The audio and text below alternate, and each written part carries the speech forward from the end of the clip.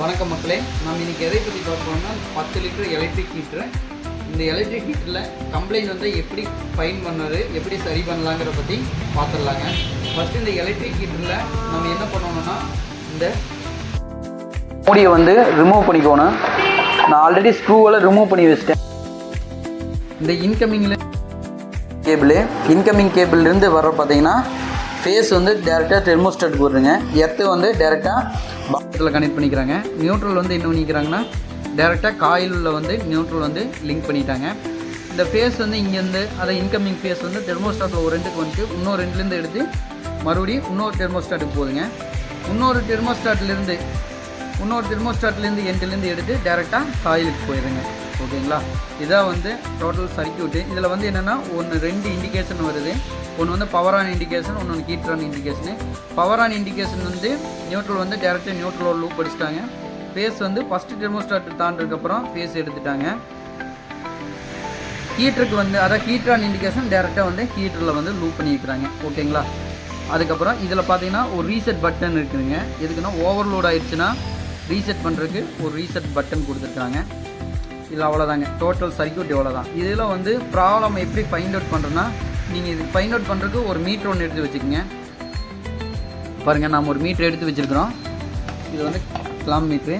நீங்கள் ஒரு மல்டி மீட்டரோ ஏதோ மீட்ரு ஒன்று கையில் இருந்ததுன்னா நீங்கள் ஈஸியாக ஃபைண்ட் அவுட் பண்ணிக்கலாம். இல்லைன்னா டேரெக்டாக ஒரு ஃபேஸ் கொடுத்து ஃபேஸ் மூலியமாக நம்ம செக் பண்ணிக்கலாம்.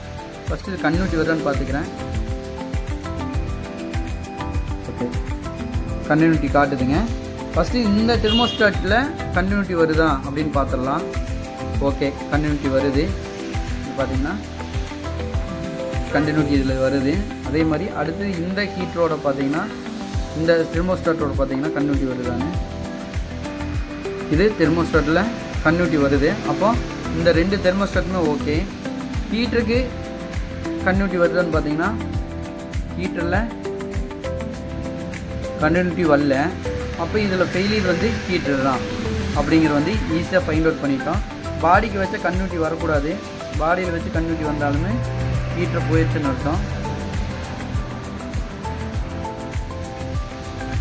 ஓகே, இப்போ எனக்கு கான்ட்ராக்டு காயில் ஓப்பன் ஆகிடுச்சு, கன்டினியூட்டி வரல. அப்போ கண்டிப்பாக ஹீட்டர் தான் போயிடுச்சு. இப்போ ஹீட்டரை மாற்றுறதுங்கிற அப்படிங்கிற பார்க்கலாம். தேங்க்யூ. இப்போ அதுலேருந்து ஹீட்ரு பார்த்தீங்கன்னா இதுதானுங்க. இந்த ஹீட்ரு வந்து கட் ஆயிடுச்சு, வெளியே எடுக்க முடியல, அதனால் கட் பண்ணி எடுத்துருக்குறோம். இந்த ஹீட்ரு வந்து போயிடுச்சு. பார்த்திங்கன்னா இந்த இடத்துலலாம் இந்த ஹீட்ரு வந்து வெடித்து உள்ளுக்குள்ள இருக்கிற கான்ட்ராக்ட் வந்து ஓப்பன் ஆகிடுச்சு. அதனால் இதுக்கு பொதுவாக நம்ம ஒரு புது ஹீட்ரு வாங்கியிருக்கிறோம். இந்த ஹீட்ரு வந்து இதில் எப்படி இன்ஸ்டால் பண்ணுறதுங்கிற பார்க்கலாம்.